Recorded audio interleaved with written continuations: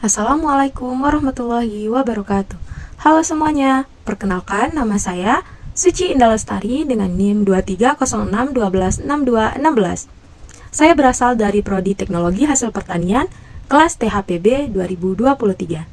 Video pembelajaran ini dibuat untuk memenuhi tugas praktikum kimia dasar yang berjudul Titrasi Asam Basa Volumetri. Selamat menyaksikan! Baiklah, kali ini kita akan membahas materi tentang titrasi asam basa volumetri. Sudah tahu apa itu titrasi? Titrasi adalah prosedur menentukan kadar suatu larutan. Dalam titrasi, larutan yang volumenya terukur direaksikan secara bertahap dengan larutan lain yang telah diketahui kadarnya. Baiklah teman-teman, sebelum kita melanjutkan materi selanjutnya, kita harus tahu tujuan praktikum titrasi asam basa apa sih? Nah, tujuan praktikum titrasi asam basa adalah untuk mempelajari dan menerapkan teknik titrasi untuk menganalisis contoh yang mengandung asam, dan untuk menstandarisasi pentitrasi. Selanjutnya ada pengertian titrasi asam basa. Titrasi asam basa adalah penentuan kadar suatu larutan basa dengan larutan asam yang diketahui kadarnya, atau sebaliknya, penentuan kadar suatu larutan asam dengan larutan basa yang diketahui dengan didasarkan pada reaksi netralisasi. Titrasi harus dilakukan hingga mencapai titik ekuivalen, yaitu keadaan saat asam dan basa tepat habis bereaksi secara stoikiometri.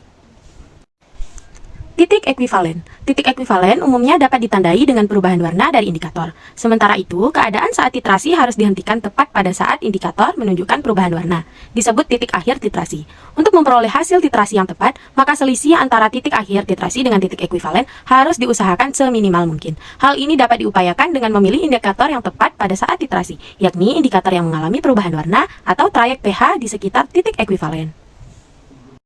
Alat dan bahan titrasi asam basa. Ada beberapa alat, yaitu yang pertama ada buret, yang kedua ada statif, yang ketiga ada Erlenmeyer, yang keempat ada pipet tetes. Nah, selanjutnya bahan-bahan yang digunakan dalam titrasi asam basa. Yang pertama, larutan NaOH standar, yang kedua larutan sampel, yang keempat indikator penolpetalein atau yang biasa dikenal dengan indikator PP.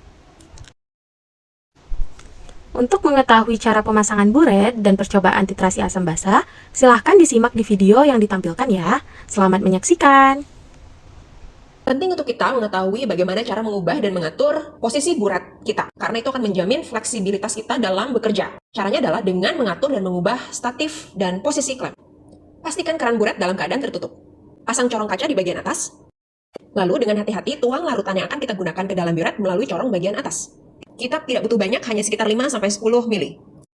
Kemudian, kita akan pegang buret secara horizontal di tangan kita sambil memastikan bahwa bagian atasnya ada di atas gelas kimia kosong. Kita akan putar buret ini sehingga seluruh bagian dalam buret akan terkontak dengan larutan yang akan kita gunakan.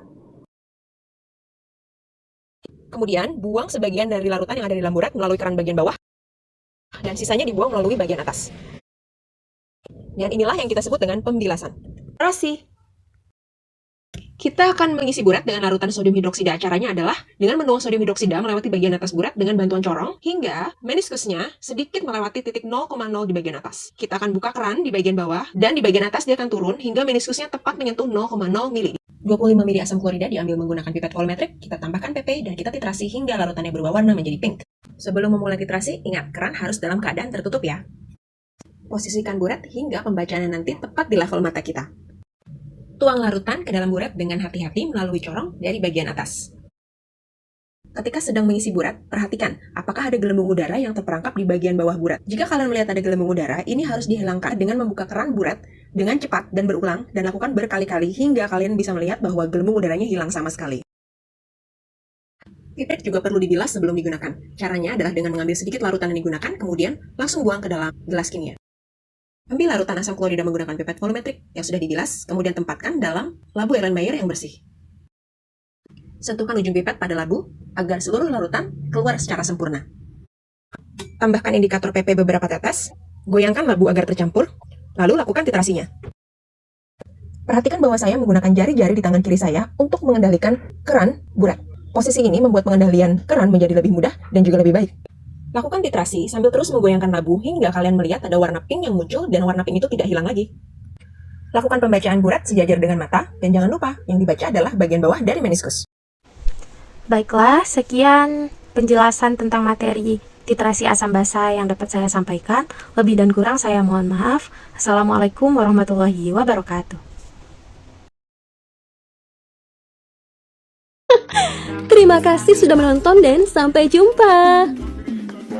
Bisa bebas, kita lagi, bisa bebas, kita lagi.